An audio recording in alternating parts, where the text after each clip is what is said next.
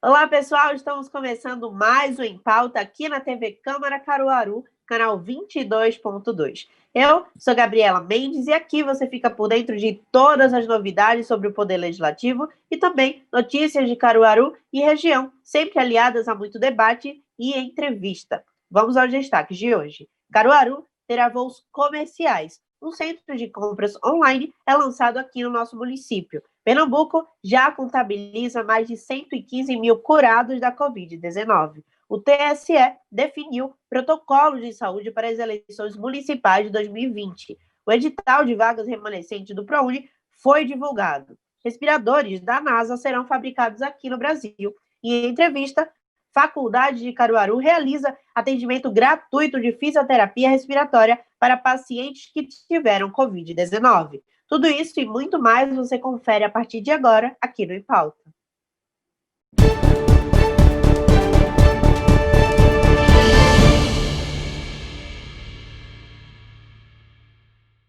No último sábado, a Secretaria de Infraestrutura e Recursos Hídricos publicou o edital para a contratação da empresa que será responsável pela execução da reforma do aeroporto Oscar Laranjeiras, aqui de Caruaru. A previsão é de que sejam investidos mais de R$ 500 mil.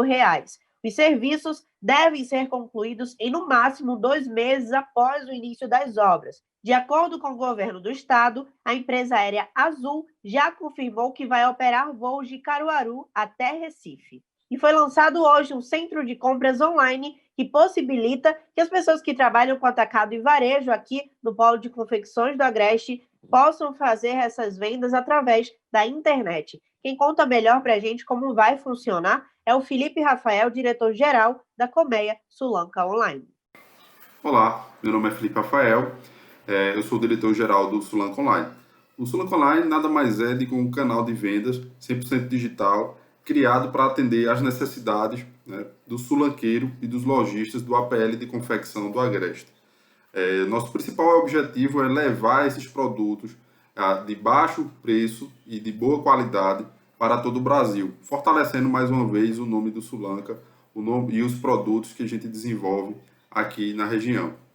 Esse marketplace ele vai abarcar principalmente as cidades que estão localizadas no APL de confecção, como Caruaru, Toritama e Santa Cruz. Hoje já temos mais de 70 lojistas ofertando seus produtos e com o lançamento oficial a gente pretende escalar, crescer cada vez mais em produtos, lojas, para que a gente possa de fato vender para todo o Brasil. A gente tem esse potencial aqui na região e aí com as ferramentas e com as tecnologias a gente vai conseguir levar esse produto. E para aquele sulanqueiro, para aquele lojista, confeccionista que está nessas cidades e quer participar, eles podem entrar hoje mesmo, né, no sulancaonline.com.br, fazer o seu cadastro. A gente está com um promocional para os cadastrados até o dia 15, entrarem e só pagar a mensalidade a partir de novembro. Então, podem ir, acessar, aproveitar, fazer o cadastro é totalmente gratuito, certo? Mais de 115 mil pessoas já estão recuperadas da Covid-19 aqui em Pernambuco. O boletim, da última terça-feira, dia 8 de setembro, da Secretaria Estadual de Saúde, registrou um total de 115.154 curas clínicas, ou seja, 86,8% de todos os casos que já foram registrados no estado. Notícia boa e que venham muito mais curados e a gente passe logo por essa fase tão difícil que a gente vem enfrentando nos últimos meses. E o Tribunal Superior Eleitoral, TSE, definiu os protocolos de saúde para as eleições municipais deste ano. As medidas preventivas foram estabelecidas por causa da pandemia do novo coronavírus e devem proteger tanto os eleitores quanto os mesários no dia da eleição. Dentre as regras, os eleitores terão que continuar mantendo o distanciamento social, usando a máscara, o álcool em gel antes e depois da votação, e o TSE também recomenda que o eleitor leve a sua própria caneta para assinar o caderno de votação. E os eleitores e mesários que tiverem com sintomas da Covid-19 não deverão comparecer ao local de votação. Posteriormente, a ausência poderá ser justificada na Justiça Eleitoral. Lembrando que o pleito deste ano será realizado em novembro.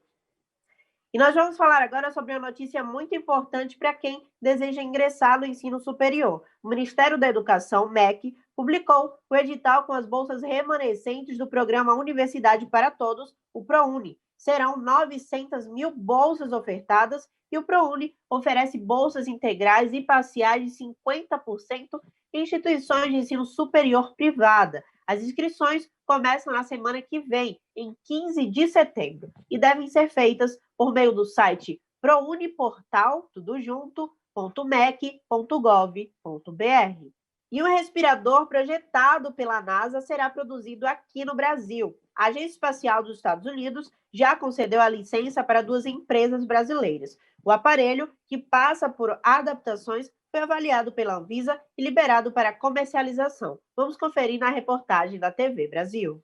O respirador foi criado no laboratório de propulsão da Agência Espacial dos Estados Unidos, a NASA, que liberou a patente do equipamento para 2 empresas brasileiras, a Russer, de São Paulo, e o Serviço Nacional de Aprendizagem Industrial, Cimatec, de Salvador, na Bahia. É uma resposta da indústria brasileira no domínio de alta tecnologia e capacidade de produção. O respirador é item essencial nos hospitais que recebem os pacientes com coronavírus. A Agência Nacional de Vigilância Sanitária, Anvisa, já deu um aval para a comercialização do equipamento, que atualmente passa por adaptações nas empresas brasileiras. O projeto agora é começar a distribuir isso no território nacional, onde a gente possa ajudar nesse momento de crise, aí, de pandemia, disponibilizando esse equipamento que é tão importante para salvar vidas.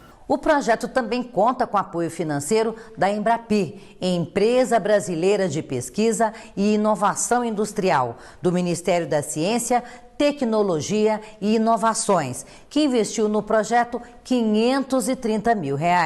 Estamos desenvolvendo então um projeto Embrapi com financiamento da Embrapi, que trata justamente de fazer as adaptações necessárias para o uso do respirador no Brasil, bem como o acréscimo de algumas funcionalidades adicionais muito importantes. O Em Pauta faz agora uma pausa rápida para o intervalo, mas não sai daí que a gente volta daqui a pouco.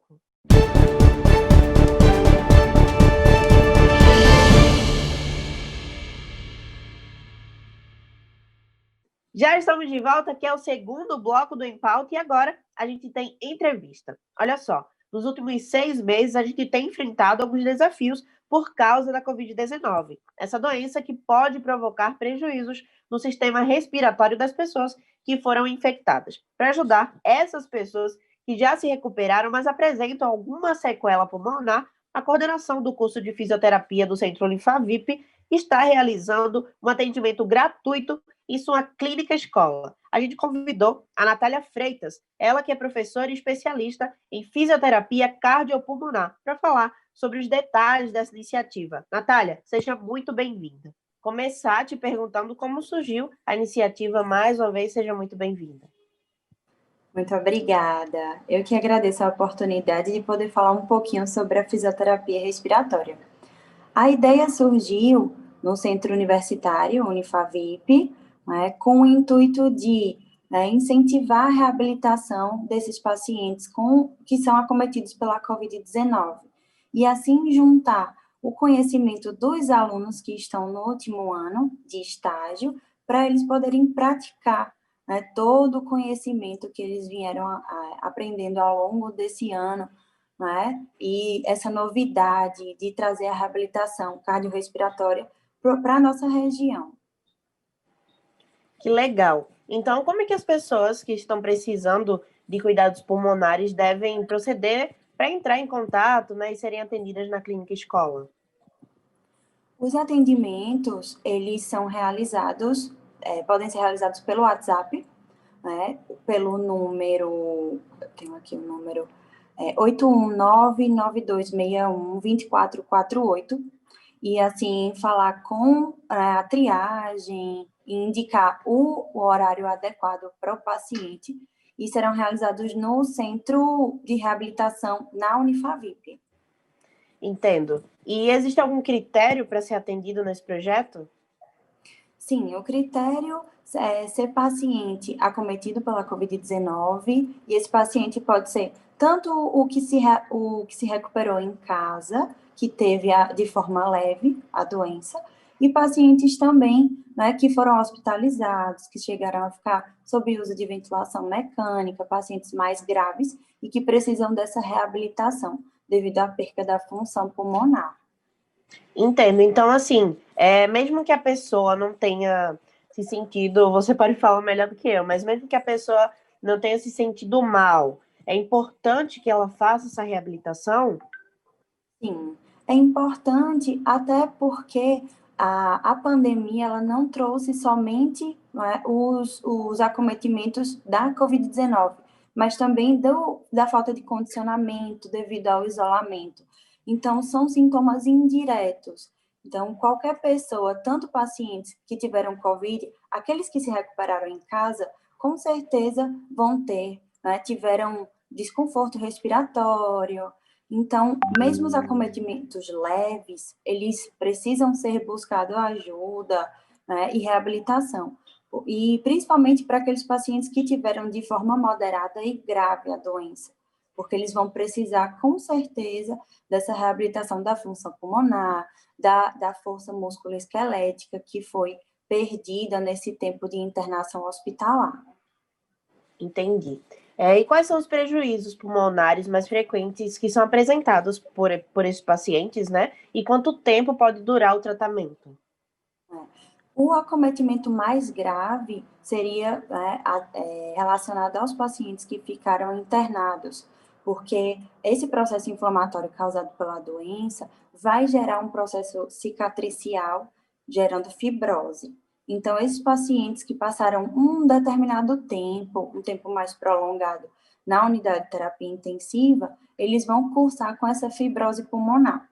Então, assim, vai prejudicar a capacidade pulmonar desse paciente, a força respiratória, força desses músculos respiratórios, né? Então, esses pacientes, eles vão precisar dessa reabilitação para recuperar a qualidade de vida que tinha antes, né, da Covid-19. Natália, e você indica algum exercício respiratório, né, preventivo, que auxilie no fortalecimento do pulmão de quem ainda não contraiu a doença? Os exercícios respiratórios, eles são indicados para pacientes com orientações. Então, seria interessante uma telereabilitação, né, com a nossa orientação, ensinando alguns padrões respiratórios, né, uma inspiração mais profunda, né, para melhorar essa capacidade funcional do pulmão, expansibilidade, né, mas prevenção são mais os cuidados, né, de isolamento social, né, usar máscara, a gente poder, né, sempre estar higienizando as mãos. Essa seria a melhor prevenção. Né? A nossa reabilitação ela está mais focada no pós, né? Aqueles pacientes que foram acometidos e que eles podem buscar, né, esse atendimento gratuito, né, que o Centro Universitário Unifavip está disponibilizando, né, para a nossa região. E eu queria saber de você qual a importância, né, de um projeto como esse, das pessoas procurarem, entenderem que depois dessa doença que a gente pouco sabe, né, sobre ela, é tudo tão novo, essas pessoas precisam procurar para que faça o quanto antes a reabilitação, né? Isso, é extremamente importante. Né? É inovador, é um trabalho inovador da Unifavip. Então, a gente está sendo pioneiro, né, com essa reabilitação pós-Covid. Toda a fisioterapia ela é baseada em evidências clínicas, então, né, a gente está preparando esses alunos, os alunos eles vêm com uma bagagem muito grande em todos esses anos de curso, então eles estão altamente preparados, sem contar que existem os preceptores que estarão orientando esses alunos, os professores também auxiliando nessa reabilitação, então todo mundo se voltou, né, em prol desse paciente, dessa população, a nossa região que é de interior, então é um projeto inovador que só vem para somar, né, e para ajudar a nossa população. Natália, agora fugindo, acho que um pouco do roteiro, eu queria te perguntar se já tem alguma coisa definida, né, sobre a Covid e sobre o pulmão, o que acontece, como é que a gente lida quando tem a doença, o nosso pulmão, no caso. Isso. O pulmão, né, primeiro de tudo, a doença ela começa nas vias aéreas superiores. Então, vem aquele processo inflamatório, dor de garganta. Então, esse vírus, ele vai, né, se replicando e chega nas vias aéreas inferiores. Quando ele chega nas vias aéreas inferiores, começa o processo inflamatório. Então, começa a produção, né, de mediadores inflamatórios, né, para combater a própria doença. E assim, né, após esse processo inflamatório, vem, né, a recuperação cicatricial. Então, né, o acometimento pulmonar, ele vai ficar com lesões, o paciente, devido a esse acometimento pulmonar, que a gente chama de fibrose, né, que é esse processo cicatricial. Então, o paciente ele vai ter dificuldades, né, de respirar, então vem a dispneia, né, que é o aumento da frequência respiratória. O paciente ele vai ficar, né, em determinados esforços, mesmo esforços leves, ele vai ter esse cansaço. Então, o acometimento pulmonar seriam essas lesões pulmonares que a gente consegue evidenciar na tomografia computadorizada, né, que são aqueles infiltrados em vidro fosco, né? No próprio exame a gente consegue identificar, junta com a clínica toda do paciente, os outros sintomas como febre, né, coriza, dores de cabeça, dores musculares. Então, tudo isso a gente vai fechando o diagnóstico clínico, né, utilizando o diagnóstico por imagem, né, e esse paciente ele vai ser encaminhado a um hospital, caso ele esteja, né, precisando de oxigenoterapia suplementar, né? Às vezes o paciente ele tem uma hipoxemia, né, hipoxemia seria, né, a diminuição de oxigênio no sangue. E essa hipoxemia, ela é silenciosa, então o paciente não percebe. Ele pode ter alguma dor de cabeça, mas hoje a gente pode associar dor de cabeça a vários fatores, né? Então, ele não percebe que está, né, perdendo essa oxigenação sanguínea.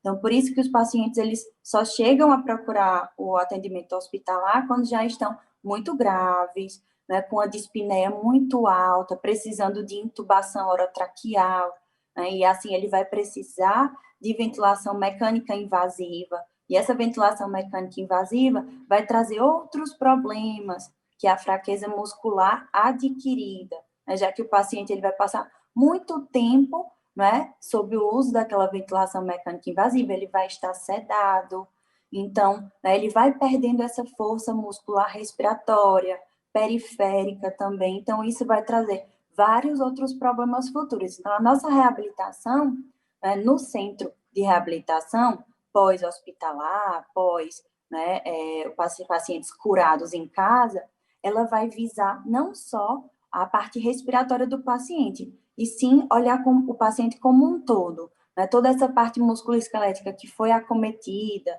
né? Também dentro do hospital, esse paciente que ficou sob ventilação mecânica, então, capacidade funcional, capacidade, né, respiratória. Então, toda essa parte física funcional que foi acometida do paciente, a gente tem como recuperar. Agora, essa recuperação não vai ser rápida, né? Ela vai ser um pouco lenta, porque o prejuízo é muito grande que a doença causa, né? Não é só uma gripe. Então, são prejuízos que o paciente vai levar para o resto da vida. Essa fibrose pulmonar, né, a gente pode ajudar, mas recuperar totalmente, a gente não tem como. Então, são sequelas que o paciente leva para o resto da vida. A gente tem como otimizar essa ventilação do paciente, né, a parte física dele, mas, né, esse paciente ele vai ter que conviver, né, com essa limitação que a doença causa, né, que é muito séria. Entendi. Então, Natália, falando assim, a questão é que o tempo de recuperação vai variar de paciente para paciente, né? Isso. Depende do quanto ele ficou hospitalizado, quanto tempo ele passou hospitalizado. Geralmente, a reabilitação ela pode durar até 3 meses. Né? Se um paciente ele teve de forma leve, né, ele pode se recuperar em 8, 12 semanas, mas se o paciente teve de uma forma mais grave, né, ele vai passar uns 3 meses tendo que se reabilitar mesmo para recuperar e ter a qualidade de vida que ele tinha anteriormente. Mas o que tu falou aí sobre essa questão de levar para sempre essas sequelas, né, durante a vida. Como é que isso funciona? Por que é irreversível? A fibrose pulmonar, ela acaba trazendo uma lesão para o pulmão. Então, essa lesão, né, ela vai formar umas áreas de necrose. Então, essas áreas de necrose, a gente não consegue recuperar. A gente tem como otimizar esse pulmão de uma forma ampla, né, como um todo, mas a gente não tem como recuperar essas áreas específicas que foram lesionadas. Então, vai depender do paciente. Se ele teve pouca lesão, então ele consegue, né, retomar a qualidade de vida que ele tinha anteriormente. Se ele teve muita lesão, se ele ficou muito grave, né, internado por meses, então ele vai ter mais acometimentos pulmonares. A gente consegue, né, otimizar aquelas áreas do pulmão que não foram lesionadas para tentar resgatá-lo. Porém, nem sempre, né, esse paciente ele vai voltar, né, como ele era antes, porque ele ficou gravemente, né, injuriado. Então, a gente tem como recuperar para trazer o mais perto do que ele tinha anteriormente, caso ele tenha sido acometido de forma grave.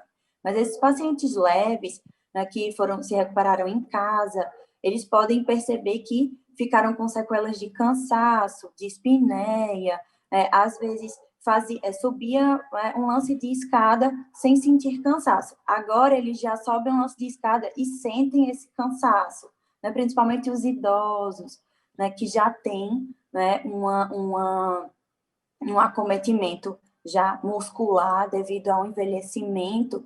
Então, idosos, cardiopatas, pacientes que já têm doenças pulmonares crônicas, né, essas doenças elas vão ser agravadas ainda mais pela COVID-19.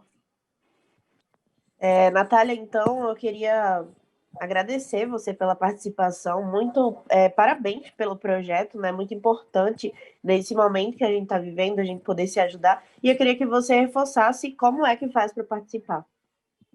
Isso, para participar, né, o pessoal pode ligar, né, agendar pelo WhatsApp ou ligar para o número 819-9261-2448, e assim, né, vai ser triado, né, o atendimento ele funciona de 8 da manhã às 18 horas, então sempre tem alguém, né, para atender, né, para agendar. Então, lembrando também que a gente está respeitando todas as normas, né, indicadas e recomendadas pela OMS, então distanciamento social, né, atendimento individualizado, né, o paciente ele vai estar, né, junto com os alunos, usando os EPIs, máscara, sempre com álcool em gel próximo, né, respeitando, né, não a aglomeração, medidas de segurança, né? as medidas de segurança. Então, a universidade ela se preocupou muito, né, em seguir essas normas, para os pacientes não terem, né, medo de procurar reabilitação, porque acontece muito isso, né? Tenham medo de procurar porque vai ter contato, né, com outras pessoas, mas que, né, vai ter toda a segurança possível. Então, muito obrigada pela sua participação, seja sempre muito bem-vinda aqui, viu? Obrigada, até mais. E o Em Pauta de hoje vai ficando por aqui, mas a gente se encontra sexta-feira, e lembrando que você que acompanha a TV Câmara pode nos ajudar a construir a programação através das redes sociais, no Facebook e no Instagram, somos TV Câmara Caruaru. No YouTube, você pode ver e rever os nossos programas. Um abraço e até a próxima!